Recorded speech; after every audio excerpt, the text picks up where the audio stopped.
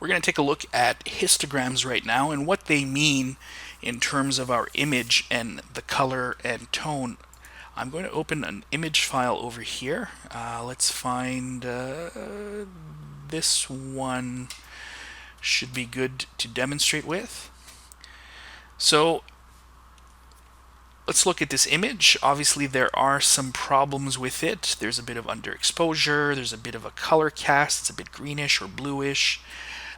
Can we salvage it using Photoshop? I would say yes, we can. And to do that, we need to study the image in a bit more depth. So what we want to do here is add a new adjustment layer to this image. And you could do that by clicking in the Layers panel and choosing an adjustment layer. And we can go either with curves or levels. Let's go with levels for now, so it's a bit easier to understand. There we go. And once we add the levels layer over our image, we can use the properties panel to play around with this. Now the properties panel is it's an interesting way to look at how the color and tone of our image is distributed in the form of, where the pixels are.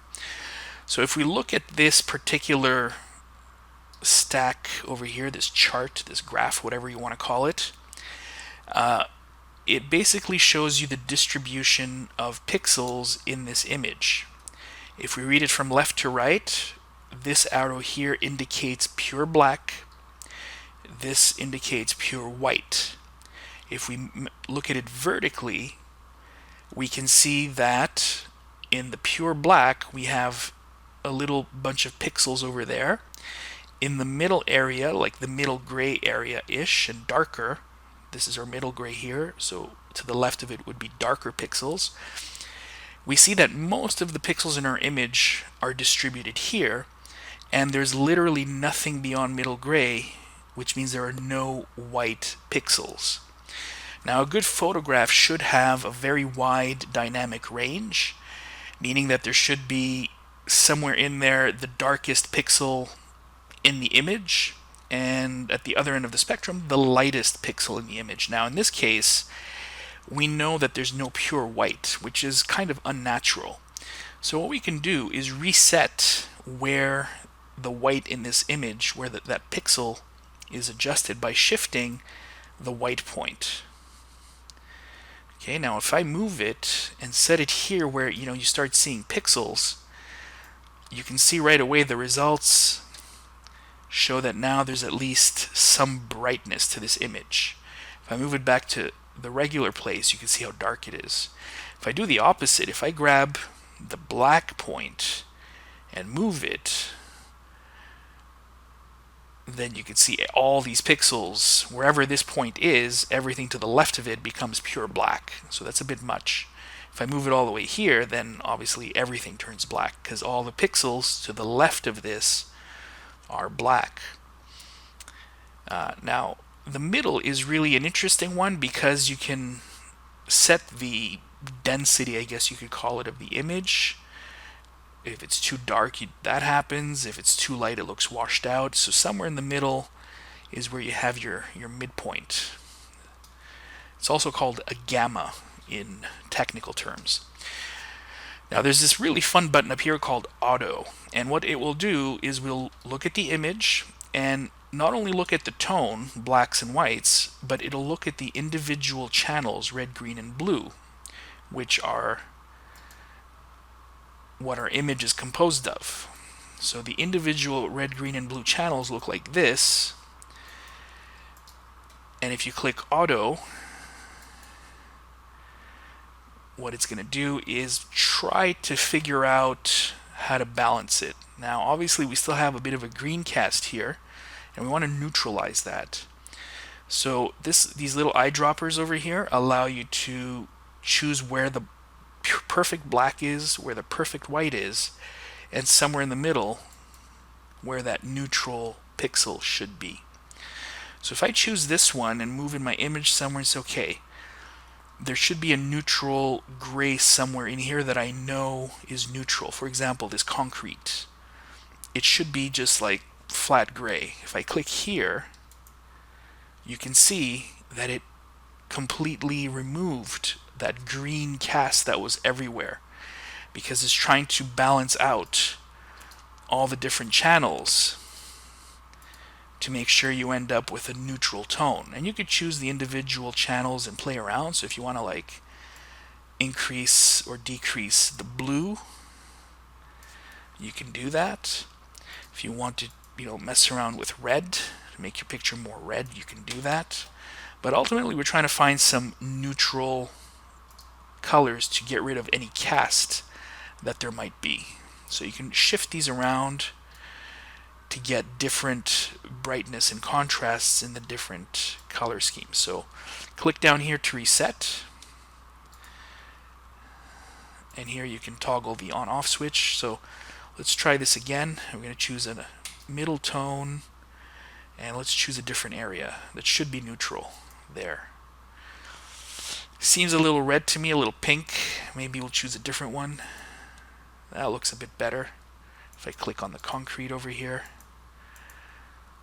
that looks nice. But the brightness isn't really where it should be, and I know that because to the right of my middle gray, there's like no light pixels.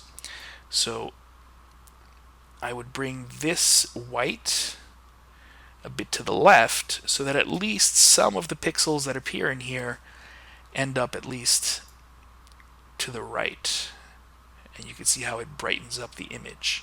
Now ideally what you would want to have is that curve start on the left and end up somewhere here at the tip of the white to give you some white full tonal range basically. So all these pixels now are distributed from black to white in this area, and you can see it reflected in the image. Now at this point you can move the middle and lighten or darken certain features. This is what you would call the density or the gamma of your image, and you can see it has a different effect. So you've established your black point and white point, and now you're just changing how thick the paint gets laid on, right? So you can have it all washed out, which might look great for fashion photography, or you can, really make it look dramatic by making it a very tight tonal range over here. Somewhere in the middle is usually a nice photograph. Let's try another one. Same technique.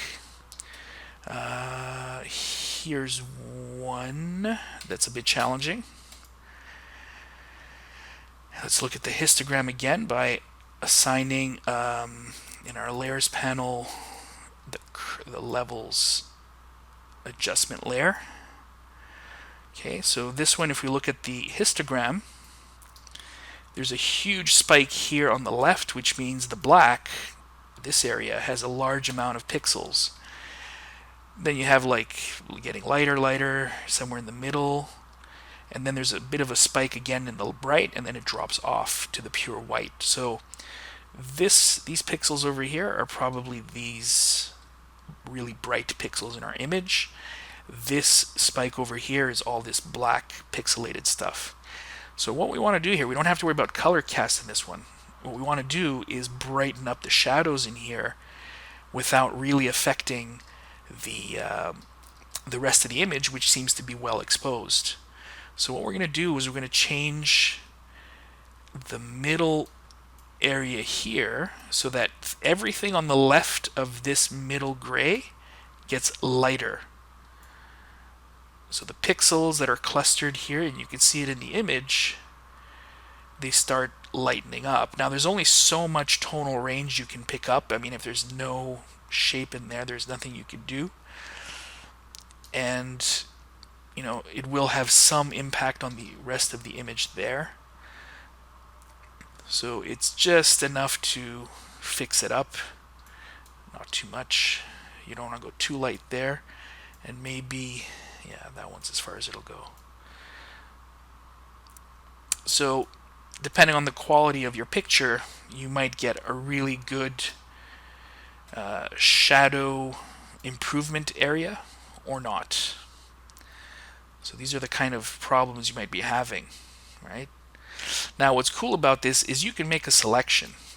I'm gonna just cancel this, reset. And let's say you want to only affect that area. I'm just going to make a very quick selection down here. Oh, you know what? I'm going to choose a feather of like 16 pixels. So any color transitions we make are nice and smooth. Okay, we're just going to really quickly affect only this area. I'm going to trash this adjustment layer and make a new one. There we go, because now we have our mask on the adjustment layer, which means that only this area is going to be affected, and the histogram reflects only the pixels in that selection. So now you can see I can more liberally move this to change some of the pixels in that area without altering the other images.